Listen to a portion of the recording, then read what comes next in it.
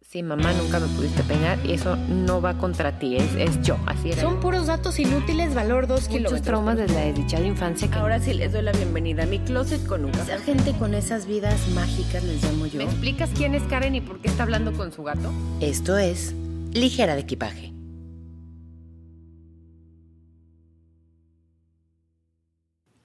Qué gusto saludarlos, ligeras, ligeros, ligeres. Este capítulo, en este aniversario número 3 de Ligera de Equipaje, no puedo creer que llevemos 3 años.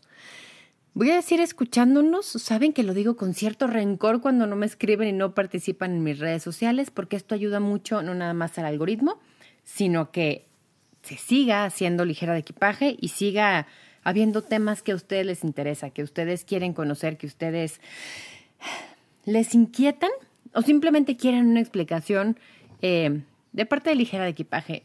Y creo que es importante aquí, foquito rojo, banderita roja, lo que quieran poner. No soy licenciada en psicología, no tengo conocimientos más profundos que investigar y leer y buscar en mínimo 10 bibliografías o páginas de internet para encontrar esta información.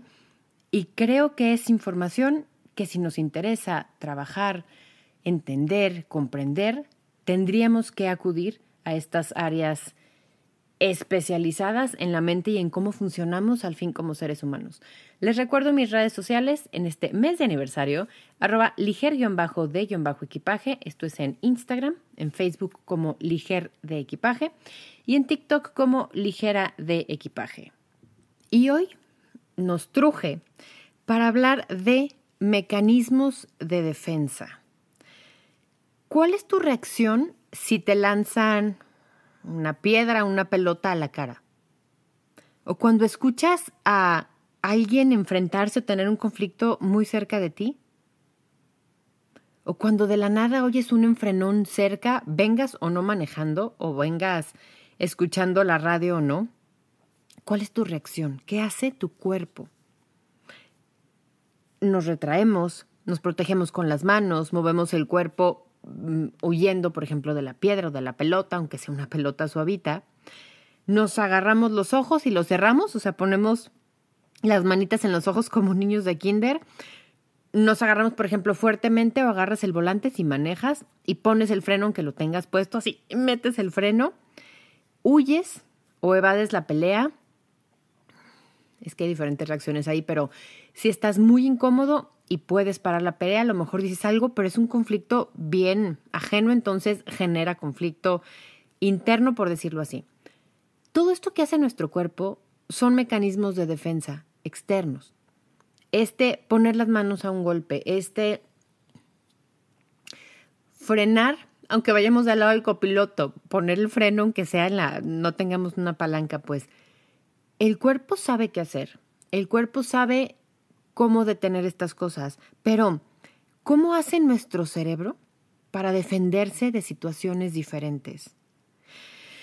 La primera persona, el primer psicólogo en hablar de mecanismos de defensa fue Sigmund Freud, quien los define como una lucha tanto interna como externa, lo cual tiene como meta hacer desaparecer, fíjense bien, abro paréntesis, esconder, dejar enterrados, acordar una sensación pero no buscarle porque no queremos conflictos, cierro paréntesis, el sufrimiento causado por ideas, emociones o acciones.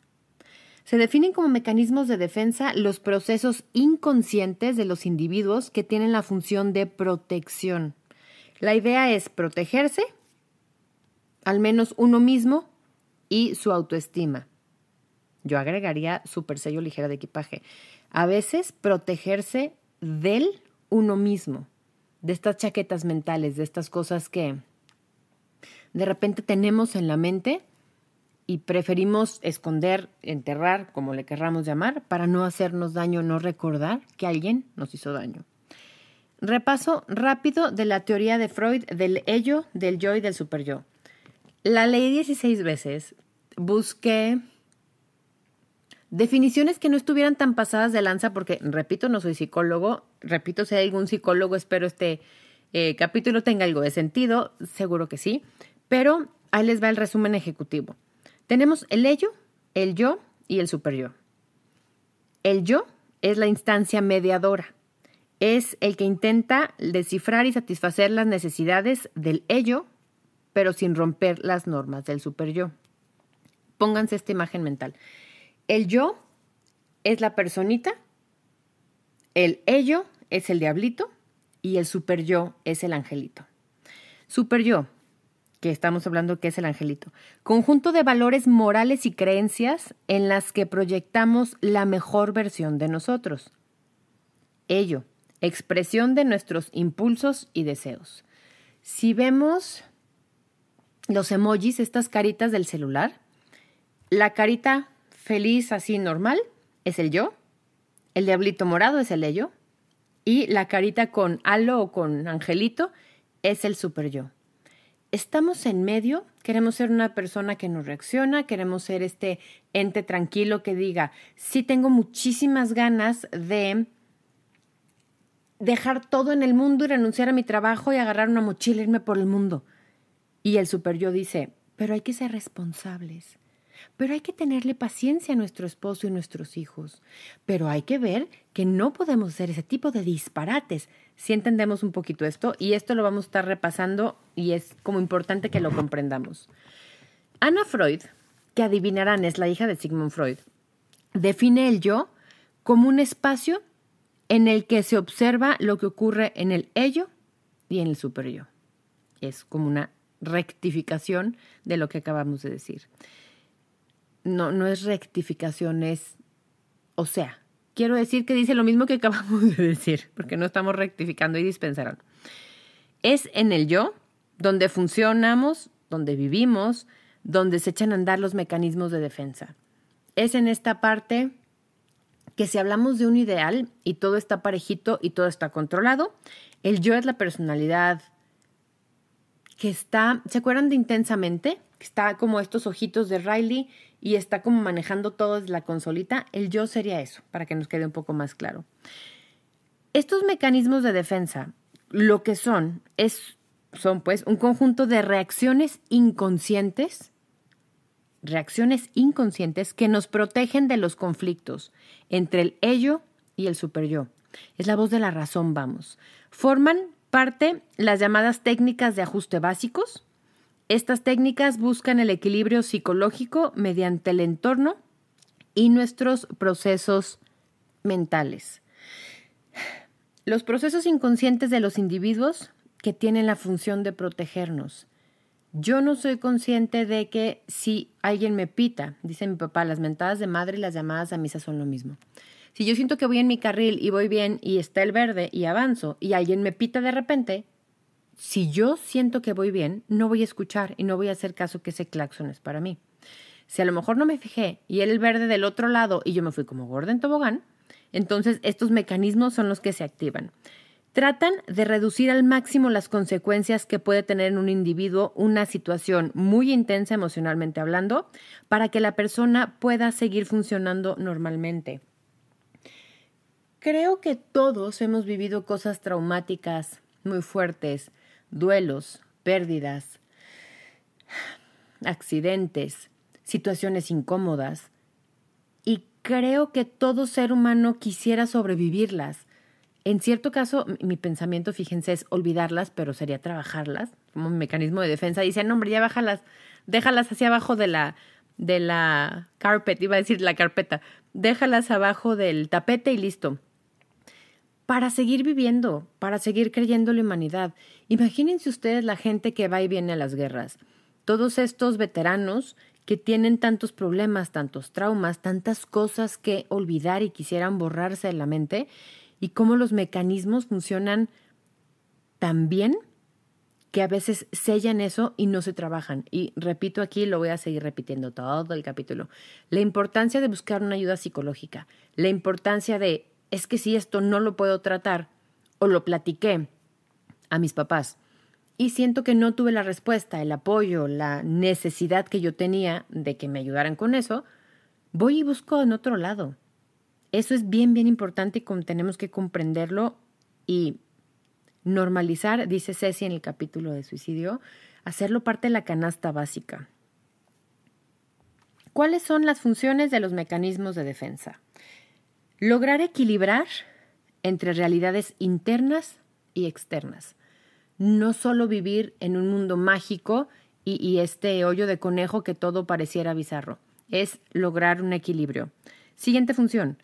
Autorregular la posibilidad de satisfacer los impulsos.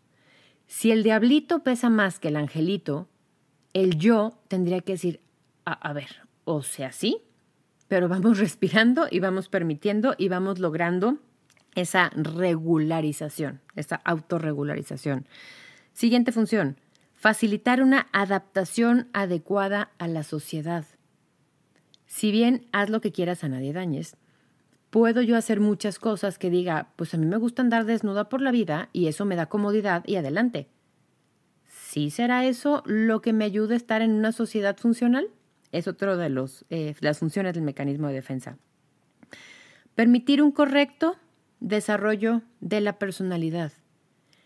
Y esto va desde nuestra infancia y pasa en nuestra adolescencia, que como que se concreta y entendemos que hay que hacer ciertas cosas que aunque no sean nuestras favoritas, tendríamos que usar o aprender a hacer o fingir día a día para pertenecer a esa sociedad en la que nos movemos.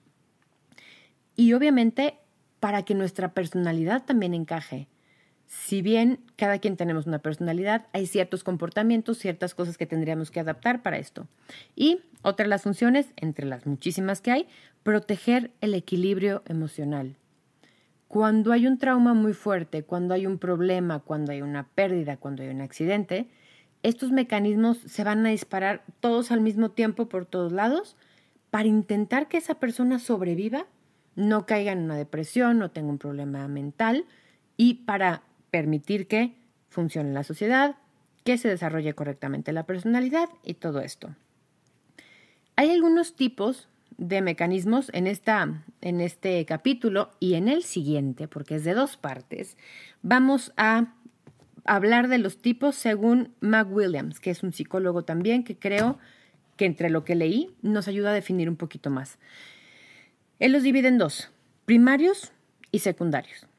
Los primarios aparecen en las personas durante las primeras etapas de la vida y tienden a ir relacionadas con actitudes de negación ante la realidad. Creo que lo tratamos hace millones de capítulos. Cuando el niño tiene poder de algo, su único poder es no. Entonces, ¿quieres comer? No. ¿Te quieres bañar? No. ¿Quieres jugar? No. ¿Qué quieres? No. Sí, es así de básico y así de instintivo. Y los secundarios, les repito, esto según McWilliams. Los secundarios aparecen en etapas tardías del desarrollo y se caracterizan porque preservan el criterio de realidad en las personas. Somos más conscientes, voy a repetir eso, quisiésemos en la adultez ser más conscientes de quién somos y de cómo nos manejamos. Entonces, así los divide. Los primarios, ¿cómo funciona nuestra mente? Y aquí se van a encontrar, si no es que en 1, en 2 o en 5, y vas a decir, es que sí funciona mi mente. Y eso es lo interesantísimo de esto. Primarios, retraimiento, encerrarse en sí mismo. Puede ser uso de fantasías, puede ser uso de sueños, puedes escapar de la realidad dolorosa, pero sin distorsionarla. Cuando tenemos amigos imaginarios, cuando un niño que sufre un abuso de cualquier tipo habla con su oso y le dice y está como en esta fantasía, es un retraimiento, porque está ensimismado, porque habla consigo, porque está con él mismo a través de su oso, de su objeto transicional o de su cobijita, lo que querramos. Siguiente, la negación.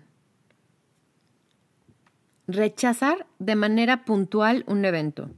No se reconoce como real para que la mente no pase por eso otra vez y que sea parte de la conciencia. ¿Cuántas veces te ha pasado que te dicen, claro, ¿te acuerdas el día que nos pasó tal cosa? ¿Cómo? Acuérdate que chocamos. No. ¿Tú ibas? No. Claro, tú ibas. Y empieza uno a reconstruir la historia con esa persona y la persona de verdad no se acuerda. Y es su subconsciente, su inconsciente, diciendo esto no pasó, no lo recuerdes, no empieces a trabajar esos recuerdos, no empieces a sacar abajo de la carpeta, a sacar abajo de este felpudo, pues, toda esa información porque me hace daño, porque no me gusta, porque me estresa, porque recuerdo entonces que ese día, esa es la negación. Otro de los primarios, control omnipotente. Parte de la fantasía de la que el sujeto cree que la fuente de lo que suceda es uno mismo. Cuando somos chiquitos y decimos, es que se murió mi pescado porque yo no hice la tarea. Pues no tiene una lógica.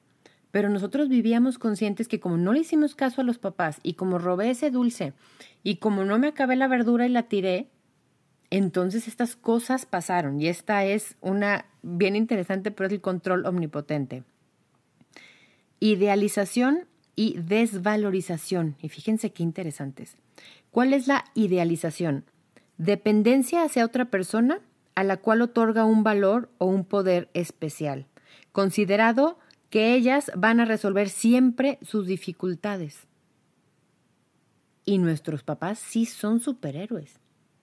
Y nuestros papás sí lo pueden todo, lo hacen todo y confiamos en que puedan hasta revivir nuestro pez. Esa es la idealización. La desvalorización aparece cuando el sujeto, la persona pues, el que sea, se topa con la realidad y deja de idealizar al individuo dándose cuenta de que éste no tiene ningún poder. Cuando te das cuenta, y eso cuesta mucho trabajo, que tus papás son mortales, que se equivocan, que cometieron errores, que no es todo lo que tú pensabas. Otro ejemplo, la diferencia entre el esposo y el exesposo. El esposo lo podía todo, lo hacía todo y era mágico, místico y musical. El momento en que firmamos un papel, se convierte en lo peor, no servía de nada, nunca me ayudó y todo lo que teníamos como idealizado, ¿sí?, se va a la desvalorización. La proyección. Las personas atribuyen sus actos, sus pensamientos, sus conductas, lo que es de ellos, pues, a otras personas. Lo que te choca, te checa, y tenemos un capítulo de esto. Si a mí me descompone que alguien mastique con la boca abierta y digo, es que todo el mundo mastica con la boca abierta, a lo mejor yo lo estoy haciendo. Si veo, es que esa persona es súper enojona y siempre pone caras y frunce la boca y hace así, pues a lo mejor tú lo haces y por eso lo estás viendo, entonces te quejas en otra persona, lo proyectas, es la proyección, para no entenderlo como propio. Siguiente, introyección. Se incorpora dentro del sujeto un acto o comportamiento que viene ocasionado por algo que está fuera y que, en realidad, es completamente diferente a ese individuo. Comportamiento habitual en etapas del duelo. También tenemos capítulo de esto, donde la persona que ha sufrido la pérdida empieza a adoptar conductas, forma de ser, vestirse como, gustos del fallecido. Queremos tener a esa persona, en el ejemplo del duelo, tan dentro que queremos hacer las cosas y nos vestimos. Entonces digo, es que él siempre tomaba un tequila, entonces me voy a tomar un tequila. Y creo que es una de las formas más... Quieres un abrazo, pero dentro del alma. No te sirve nada más las cosas que tienes, sino quieres algo como mucho más dentro. Y me pareció interesantísimo. Siguiente, identificación proyectiva. Base del síndrome de Estocolmo. Y si no se acuerdan del síndrome de Estocolmo, vean la película La Bella y la Bestia. Identificación proyectiva, fíjense la definición. La persona trata de reducir la ansiedad que siente identificándose con el agresor. Justificar que la otra persona tiene cosas parecidas para evitar pensar en el daño que se está haciendo. Ejemplo, las relaciones tóxicas. Es que, pues sí, la verdad es que si yo también me enojaría conmigo, yo también me golpearía. Es que tienes razón, tienes razón en ser celoso porque ¿por qué me puse esta blusa? Es querer justificar que la otra persona tiene razón en tratarnos mal, en hacer ciertas cosas. Y esto es un mecanismo de defensa porque entonces creas empatía, te enamoras de tu agresor, que es el síndrome de Estocolmo reducido, muy demasiado reduccionista, vamos a decirlo así. Y entonces dices, claro, me tiene aquí porque aquí estoy segura, porque aquí estoy mejor. Y no estás mal, no estás loco. El mecanismo de defensa hace que te adaptes a eso para que en vez de sufrir empieces a justificar. Fíjense qué interesante cómo funciona nuestra mente, cómo sabemos que lo hacemos, pero hasta que no lo comprendemos y lo escuchamos y le ponemos nombre y apellido, tiene cierto sentido. Siguiente primario, excisión. Una palabra muy complicada que yo no sabía que existía. Separar al mundo en buenos y malos. Es una forma de distorsión que ayuda al individuo a resolver situaciones confusas y amenazantes. Es que si la persona está mal o está bien, pues es que tiene matices. No, es que o me va a hacer daño o me va mal el resto de la vida. Esta romper este extremo ayuda mucho a no estar es que sí me quiere, pero a veces tiene tales problemas, pero a veces me dice, pero entonces o me ama o me odia. Es una forma como muy burda y si se fijan muy como infantil. Hablamos de tipos de mecanismos de defensa primarios que se dan como cuando somos chiquititos y es mucho más fácil. Amo a los payasos, odio los payasos. Es como tajante. Siguiente mecanismo de defensa primario, disociación. Este es interesantísimo y es el mejor ejemplo, uno de los libros más largos que he leído. Crear una representación diferente de uno mismo, desconectarse de la experiencia actual. Hubo un caso real, muy estudiado, que ahora los nuevos psicólogos y pensadores piensan que esta persona, muy en su inconsciente como mecanismo de defensa, sabía que tenía 16 personalidades diferentes. Es el caso de Sybil. Hubo hasta una película de esto. Cada personalidad las 16 estaban ahí presentes, todas tenían nombre, había muchas que solo salían un ratito y tal, pero me parece que eran hasta 8 que tenían un trabajo, un recuerdo, una historia de vida. Y entonces de repente ella se despertaba y estaba en su casa haciendo un trabajo en una, computadora, no había ni computadora, en una máquina de escribir y no sabía qué estaba haciendo. Y de repente regresaba la otra personalidad y la otra personalidad trabajaba en su casa y entonces hacía estas traducciones, entonces las entregaba y tenía vidas diferentes, vidas paralelas y todo se ordenaba, conjuntaba, tenían una agenda para que más o menos pudieran vivir o convivir todas estas personalidades juntas. Esta disociación es cada persona trabaja una cosa y una es, si yo soy súper insegura y me llamo Carolina, la personalidad de Carolina es súper insegura, a lo mejor la personalidad de Alicia, que sí es mi otro nombre, es segura de sí misma y va y viene y se sube al escenario y puede hacer y y a la hora de bajar, de ser Carolina, soy una persona retraída, que no platico, que no me gusta estar en el centro de atención.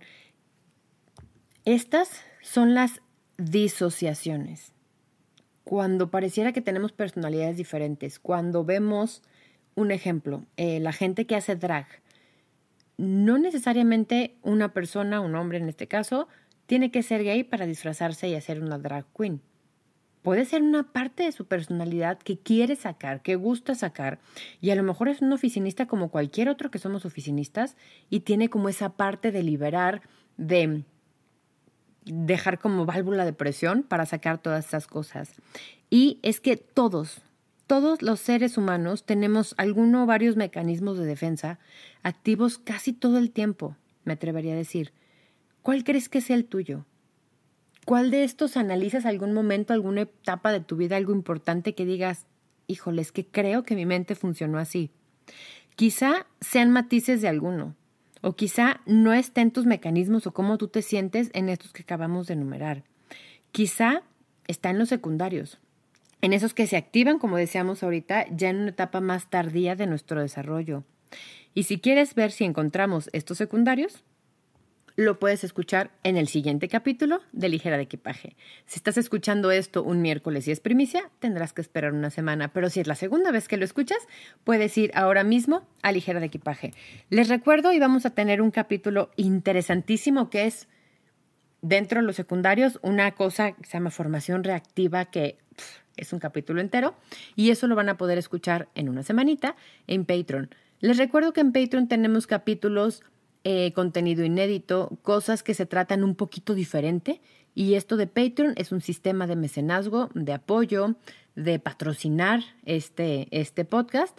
Y con eso ayudan a que tengamos una plataforma, a que los episodios estén siempre disponibles a través de todos los lugares donde escuchan el podcast y donde de verdad me ayudan a seguir creando y a seguir haciendo de estos temas que ustedes también me pueden sugerir. Esto fue Ligera de Equipaje. Vámonos a mecanismos de defensa en el siguiente capítulo. Respira y permite. Darle vueltas y vueltas y vueltas como los satélites.